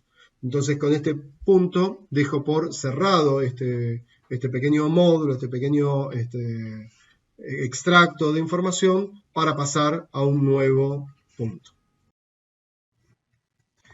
Ya vimos entonces cómo la visión del trámite del proceso penal puede traer enormes implicancias y enormes dificultades a las partes al momento de argumentar. Ya vimos al momento de decidir qué es lo que hay que tener en cuenta. Observamos también el momento de investigación y cómo funciona la antinomia fundamental para dar soporte teórico a la argumentación. Pero todavía nos queda un punto central inicial para ver las dificultades que tenemos los abogados latinoamericanos al momento de planificar un caso, de argumentar y litigar un caso. Y me refiero a cuál es el rol del juez en este nuevo sistema adversarial. No hay dudas que el rol del juez en el modelo inquisitivo era un juez que en líneas generales tenía a la verdad como motor de su búsqueda y constantemente estaba realizando actividad probatoria, estaba dialogando constantemente con la prueba, y esto generaba que tanto el acusador como la defensa queden un poco al margen de esa discusión. Este es uno de los motivos también por los cuales a los abogados latinoamericanos nos ha costado tanto en líneas generales presentar buena calidad de litigio. Acostumbrados a un rol pasivo, acostumbrados a tener un lugar, una suerte de actor secundario, actor de reparto, cuando lo ponen en el centro de la escena realmente no había conocimiento teórico y práctico sobre cómo presentar un caso. El rol del juez en los sistemas adversariales va a cambiar. Se empieza a discutir si el rol del juez no está vinculado con la búsqueda de la verdad, entonces, ¿cuál es el rol del juez y cómo lograr que ese juez construya legitimidad desde sus decisiones? Y vamos a ver que mucho de la discusión teórica vinculada a la verdad ha quedado muy por fuera de lo que se necesitaba al momento de trabajar de manera teórico-práctico respecto del juez y la verdad. Y el concepto, siguiendo a Alberto Binder, parece ser un concepto bastante sencillo. El juez en un sistema adversarial no busca la verdad, está tan preocupado por la verdad que no debe buscarla, y entonces se la exige a los acusadores. El juez lo que va a hacer en la búsqueda de la verdad está tan comprometido que, lejos de inmiscuirse en los hechos con el riesgo de error judicial, lo que va a hacer es va a dejar que las partes, fiscal y defensa, o acusador y defensa, puedan debatir dialécticamente para encontrar la verdad. Y en ese vínculo, como juega el principio de inocencia, el juez lo que va a exigir es, al acusador le exige la verdad de cada uno de los hechos que componen la acusación fiscal. Este concepto genera ya de por sí obligaciones y carga probatoria de parte de la acusación. Pero no solo eso, sino lo que va a exigir es un compromiso serio de la acusación con respecto al hecho que compone y que presenta en su acusación, valga la redundancia. Entonces, el primer punto que un litigante tiene que tener presente al momento de planificar un caso es reconocer que la garantía fundamental en el proceso penal reposa en la garantía del hecho.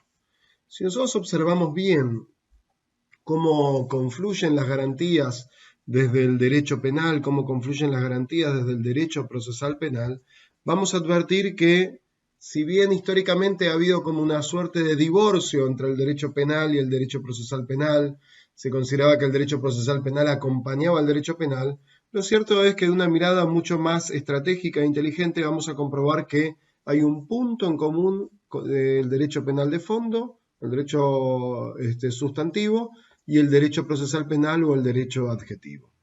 Y el punto central es que se trata, tanto el derecho penal como el derecho procesal penal constituyen límites al ejercicio del poder punitivo. Y esos límites que se reconocen como garantías al ejercicio del poder punitivo siempre están basados no sobre el aire, no están sobre cualquier punto, sino que están basados en un hecho. No tiene sentido que yo hable de garantías del derecho penal si no tengo claro sobre qué hecho. No tiene sentido que diga que se afectó el principio de legalidad si no hay un hecho claro. No tiene sentido que yo hable de imparcialidad o de contradicción si yo no tengo claridad sobre el hecho que se imputa. De modo tal que un buen juez lo primero que tiene que exigir al momento de la presentación de un caso al fiscal es la existencia de un hecho bien claro. ¿Cómo se determina un hecho? Es un punto que en líneas generales los litigantes, los abogados han tenido enormes dificultades. Parece mentira, pero es cierto que todavía hoy tenemos grandes dificultades en describir un hecho.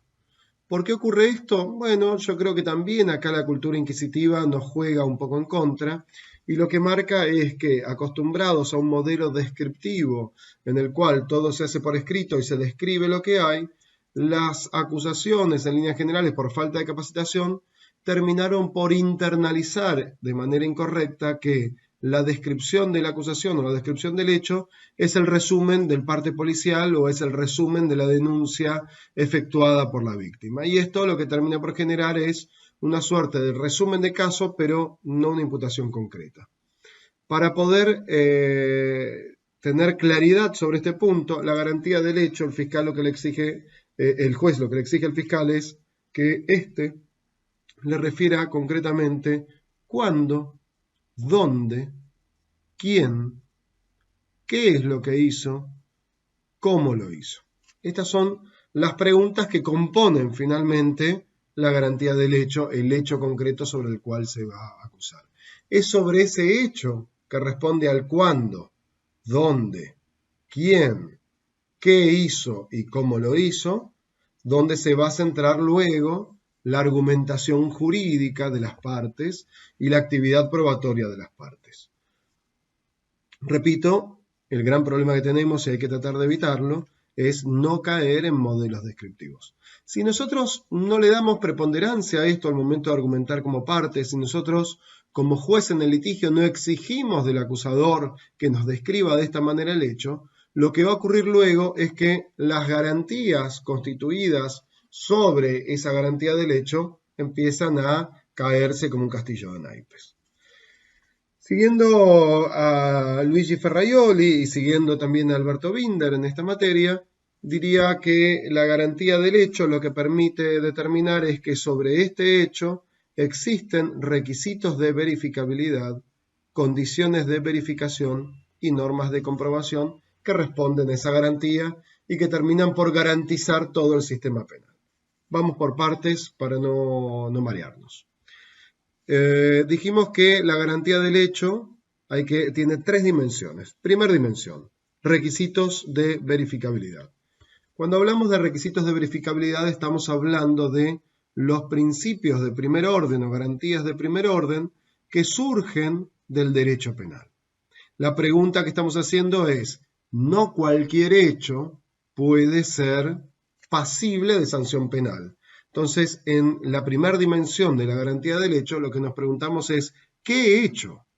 ¿Qué hecho? Esos son los requisitos de verificabilidad. No es cualquier hecho, sino que un hecho que responda a las cuatro grandes garantías de primer orden. Ese hecho debe responder a los principios de legalidad, culpabilidad, lesividad y proporcionalidad. Repito, porque puede ser complejo, pero esto se trata de un cuadro bastante claro que lo que va a determinar al final de cuentas son varios conceptos. En primer lugar, la garantía principal es la garantía del hecho y hay que exigírselo al acusador. En segundo lugar, no es cualquier hecho, sino que es un hecho que no afecte estas cuatro garantías que surgen del derecho penal y que se acredite bajo determinadas condiciones de verificación y bajo determinadas normas de comprobación, que es la actividad probatoria. ¿Sí? Entonces, recategorizando nuevamente este punto. ¿Qué hecho? La garantía del hecho, dijimos. Entonces, ¿cuál es el hecho? ¿Cuándo, dónde, quién, qué y cómo? ¿Cuáles son los requisitos que deben existir para poder verificar ese hecho? Es, en primer lugar, que exista principio de legalidad, que la conducta esté contemplada en una norma penal y que esté contemplada una norma penal de manera clara, ¿no? Hablamos de principio de legalidad y sus cuatro derivaciones. En segundo lugar, que sea reprochable ese hecho por parte del autor, principio de culpabilidad, ya sea, depende cómo esté regulado, a título de dolo o a título de culpa. En tercer lugar, que la pena a aplicar sea proporcional con el hecho realizado y con el daño que provocó o el peligro que provocó esa conducta, principio de proporcionalidad. En cuarto lugar, se exige que esa conducta haya generado lesividad, haya generado una lesión a un bien jurídico de un tercero. Si nos fijamos bien, estos son los 4 grandes principios que surgen de la dogmática penal y que la dogmática penal lo que va a hacer es elaborar la teoría del delito en base a estos 4 grandes principios. Cuando nosotros hablamos de que el delito es una acción típica, antijurídica, culpable y punible, lo que estamos diciendo es que bajo estos 4 principios que mencioné de legalidad, culpabilidad, proporcionalidad y lesividad, la dogmática penal construye un mecanismo, ¿sí?, de filtros que va eliminando el reproche de una conducta cuando falta uno de estos elementos. Ejemplo, si yo digo que no hubo acción, lo que estoy diciendo es que no hay una conducta y por ende no hay culpabilidad. Cuando yo digo que existió una conducta y sé que esa conducta no encuadra en una figura legal, no es típica de la fase objetiva, ya sea porque falta un elemento normativo o un elemento descriptivo, lo que estoy diciendo es que esa conducta no generó lesividad, porque la norma penal está determinando lesividad. Cuando yo digo que sí, esa conducta existió, se dan los elementos de la figura típica, pero no tuvo intención, lo que no hay es culpabilidad. No tuvo dolo. Y no hay reproche a título de culpa, o no tuvo dolo ni es reprochable a título de culpa, principio de culpabilidad. Cuando yo hablo de causas de justificación, legítima defensa, estado de necesidad, en fin, cualquier causa de justificación, lo que estoy diciendo es que si bien esa conducta, existió una conducta y existe responsabilidad a título de dolo o culpa, lo que no hay es una lesividad porque los bienes en juego que estaban en ese momento generan que no pueda haber reproche sobre eso porque también hay una ponderación de proporcionalidad. ¿Qué quiero decir con esto? Que cuando yo determino el hecho, desde el derecho penal, desde los requisitos de verificabilidad, a través de la dogmática penal, surgen, ¿sí?, soluciones al caso que hacen que la conducta no sea reprochable. Entonces, ¿qué es lo que tiene que tener un litigante muy claro? No solo el defensor, sino el fiscal, es que la dogmática penal es un mecanismo que permite identificar determinados institutos a través de los cuales la conducta no es reprochable. ¿Sí? Determinados filtros que hacen que la conducta no sea reprochable. Estos filtros que están identificados en la ley, si es autor, si es coautor, si no es autor porque no hay división de, no es coautor porque no hay división de funciones, si no es autor porque no tuvo dominio del hecho o competencia organizacional, según sigan funcionalistas o finalistas, si no está consumado pero está tentado o tampoco es reprochable la tentativa porque hubo un desistimiento, si no hay dolo, si hay causa de justificación, si no hay causa de inculpabilidad, son todos insumos que a mí me permiten argumentar para demostrar que el hecho no es reprochable, de modo tal que las garantías en el terreno práctico, a través del concepto de requisitos de verificabilidad, nos permiten identificar como litigante desde la dogmática penal salidas no punibles en el sistema.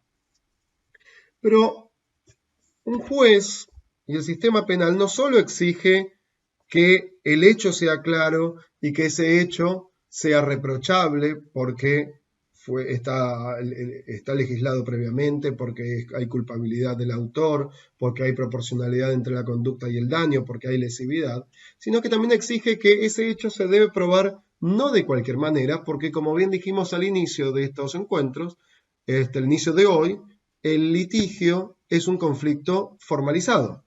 ¿Esto qué quiere decir cuando yo digo que el litigio es un conflicto formalizado? Que yo no puedo acreditar el hecho diciendo en una audiencia como fiscal o como defensor, mire, y me acaba de contar la testigo que ha visto que, y uno le pregunta, ¿dónde está el testigo? No, ya me lo contó ayer, yo lo registré. Hay forma de registrar la prueba, hay momentos en los que se pide la prueba y en la reconstrucción de esos hechos tiene que tener determinadas condiciones que son lo que se denomina condiciones de verificación y que son las garantías que surgen del derecho procesal penal. La pregunta ya no es qué hecho, sino cómo se juzga ese hecho, condiciones de verificación. Y a través de los tratados podemos decir que hay 3 garantías de primer orden que regulan todo el sistema, que es, para que se juzgue adecuadamente ese hecho se requiere un juez imparcial, se requiere que exista publicidad de la audiencia, esto que hablamos tanto al inicio de este encuentro. Y en tercer lugar, que exista contradicción. Imparcialidad, publicidad y contradictorio son las tres grandes garantías que permiten determinar que la forma en que se juzga un hecho no está afectando la garantía del juicio previo. Y está claro que sobre estas garantías hay un montón de garantías que se van desarmando y que pasan a ser garantías de segundo, de tercer orden, etc. Imparcialidad. Para que el juez sea imparcial también hay garantías de segundo orden, que es que el juez sea idóneo, que sea elegido por concurso, para cómo se encuentra organizado el pool de jueces también hace la imparcialidad. Para que hablemos de contradictorio se requiere que exista prueba, que la prueba sea conocida previamente, que esa prueba haya tenido posibilidades de controvertirla, de ofrecer distintas pruebas, etc. Entonces ya no estamos hablando solamente de condiciones de la garantía del hecho, sino que ese hecho debe ser juzgado bajo determinadas condiciones. Y entonces ahí también hay otro punto desde las garantías para argumentar. Un abogado, un litigante puede argumentar diciendo la prueba que trae la fiscalía y que pretende acreditar en juicio no puede ser valorada porque se ha afectado el contradictorio. No tuve posibilidades de observar esas evidencias. Entonces, de esta manera vemos que también existen planteos o argumentos posibles para presentar las partes en base a las condiciones de verificación cuando éstas no han sido cumplidas acabadamente. En tercer lugar, la tercera dimensión que surge desde la garantía del hecho está vinculado con las normas de comprobación.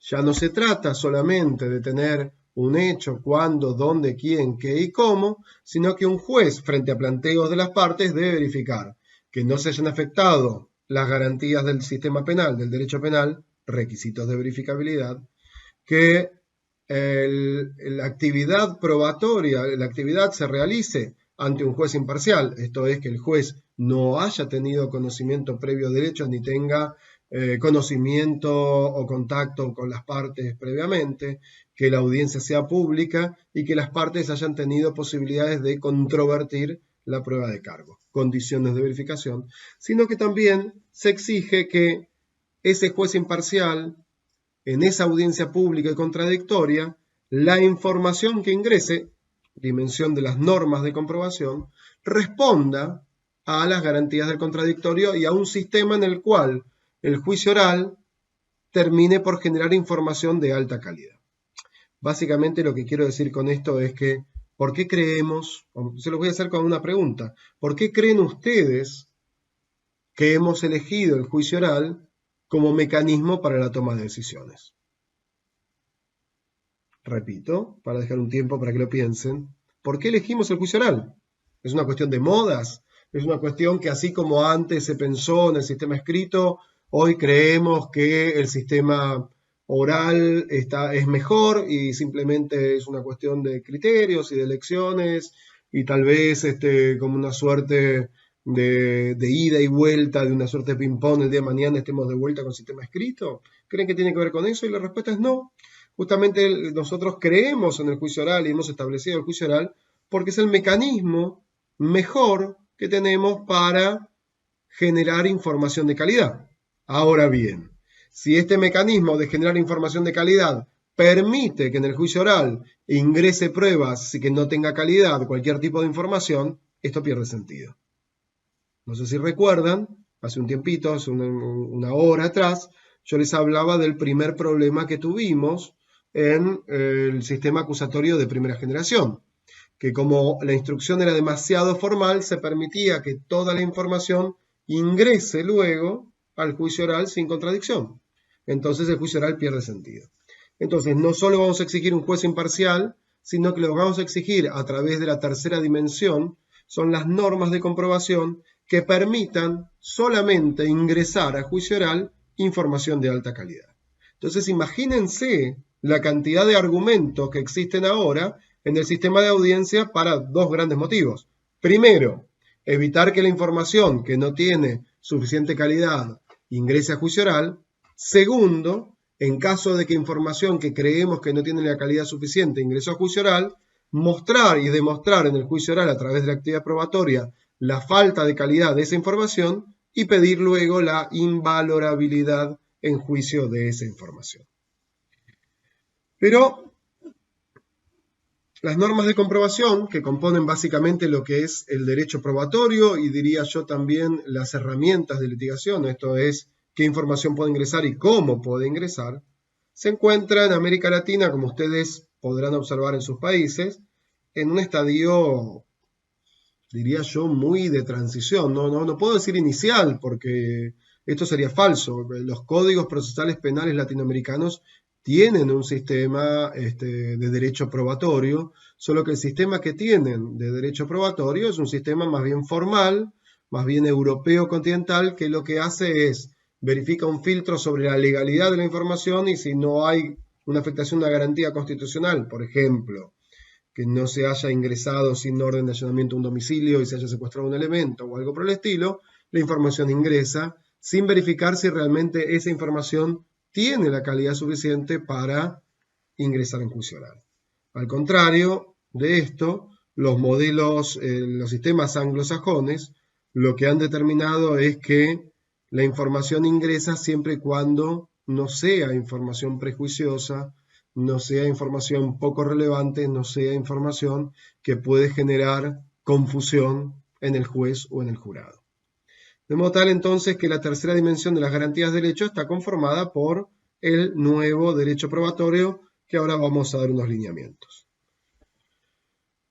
¿Cuáles son los medios de prueba con los que contamos en el sistema actual, en el derecho probatorio? Bueno, son 6 medios de prueba que responden a 4 o a 5 grandes filtros.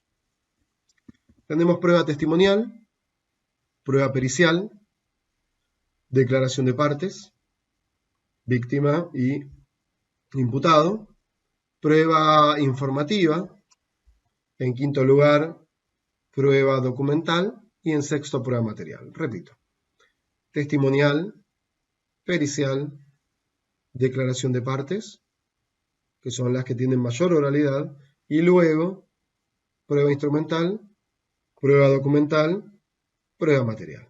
Estos son los 6 grandes medios de prueba. Cuando uno habla de medio de prueba, lo que estamos diciendo es que es un conducto que permite el ingreso de información al juicio oral. No lo puedo ingresar a través de un fiscal, a través de un argumento, a través de un defensor, a través de un oficial de policía que está en la sala de audiencias y nos cuenta. La única manera de ingresar esa información es a través de estos 6 medios de prueba.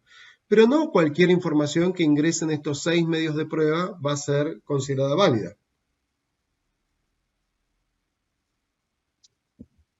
Por ejemplo, ¿sería válido que un testigo pretenda ingresar a través de sus dichos comentarios del barrio? Por ejemplo, en el barrio se dice que el imputado tiene mal vivir. ¿Es información de calidad? Claramente no.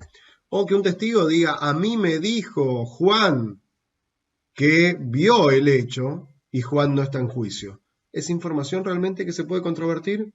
Los sistemas anglosajones son muy claros en esto y ponen muchos filtros a que ingrese esa información. Hay casos que sí se puede realizar, pero en líneas generales ponen filtros a lo que se denomina testigo de oídas.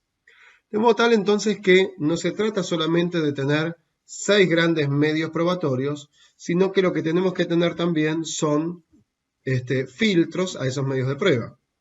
Entonces vamos a hablar de 5 grandes filtros. Para que esos medios de prueba ingresen información es preciso, en primer lugar, verificar cómo se adquirió, ¿sí? Filtro de adquisición. En segundo lugar, cómo se conservó esa prueba, filtro de conservación. En tercer lugar, cómo se produce esa prueba, filtro de producción. En cuarto lugar, cómo se controla esa prueba, filtro de control de prueba. En quinto lugar, cómo se valora la prueba. Estos son los 5 grandes filtros. Cada uno de esos medios de prueba tiene uno o varios filtros. Vamos a hacer un ejemplo rápido sobre algunos de estos filtros, que algunos están en los códigos procesales penales y otros van derivándose de la jurisprudencia. Prueba testimonial. ¿Cómo se adquiere la información? Tenemos una regla de adquisición. Si se trató de una declaración previa, ¿se puede adquirir esa información por esa manera y, así como fue prestada una declaración previa, ingresar al juicio oral? No, eso no está permitido porque afecta al contradictorio. Si fue una declaración testimonial como anticipo jurisdiccional de prueba frente a un juez y con la contraparte, ¿esa prueba está bien adquirida? Sí, esa prueba sí está bien adquirida. Ven que ahí ya mencionamos dos reglas de prueba testimonial referidas al filtro de adquisición. Esto es, no se puede ingresar declaraciones prestadas previamente, en segundo lugar, salvo que esa declaración haya sido tomada como anticipo jurisdiccional de prueba frente a un juez con ambas partes y con videograbación o grabación de, aunque sea soporte de audio de ese testigo. Pero también hay reglas de conservación. Si se trató de un anticipo jurisdiccional de prueba, ¿cómo debo conservar esa prueba? Tiene que haber cadena de custodia de ese video para que cuando ese video de esa declaración de anticipo jurisdiccional de prueba se presenta en el juicio oral, podamos decir que es exactamente igual a lo que declaró el testigo. Pero una vez que tenemos eso, también hay reglas de producción de la prueba testimonial. ¿Cómo se interroga un testigo? ¿Yo le puedo hacer a mi testigo preguntas sugestivas en puntos centrales de la declaración? Claramente no. Entonces, hay reglas que dicen que en principio una declaración testimonial se toma bajo preguntas abiertas o cerradas. ¿Y cómo se controla esa prueba? El control lo hace la contraparte. Y en líneas generales, los códigos establecen que en el contraexamen están permitidas preguntas sugestivas. Esta es una regla de control. Cómo se valora la prueba testimonial, ya entramos en otro terreno que es valoración de prueba, que algo vamos a mencionar en esta semana. De modo tal que acabo de pasar revista por el medio de prueba testimonial y cuáles son los filtros que tiene. Pero vayamos a otra prueba, no me refiero no testimonial, pericial y declaración de parte, sino a las que son más bien prueba obtenida por fuera de la audiencia, por fuera del caso. Me refiero a prueba material que fue hallada, documentos o informes. Quedémonos con la prueba material. Para que una prueba material ingrese adecuadamente a través de las normas de comprobación, es necesario que se cumplan las reglas de adquisición. Supongamos el secuestro de un revólver en una escena de un delito. Es necesario, dependiendo del código, que en la escena del crimen haya sido debidamente resguardada y que el oficial de policía secuestre el arma en presencia de testigos. Esa es la manera en que se adquiere. Reglas de adquisición. ¿Cómo se conservó? Y hay códigos, por ejemplo el código mexicano siempre fue más fuerte en estos temas, que hablan sobre la cadena de custodia. Cómo debe ser custodiado un elemento que fue secuestrado para que cuando se presente en juicio oral realmente sea creíble la prueba. Reglas de conservación. ¿Cómo se produce esa prueba en juicio? Bueno, necesitamos un testigo, seguramente el policía que le secuestró, que pueda indicar claramente que tal día, a tal hora, en tal lugar, de qué manera secuestró el revólver en la cintura del imputado. Regla de producción.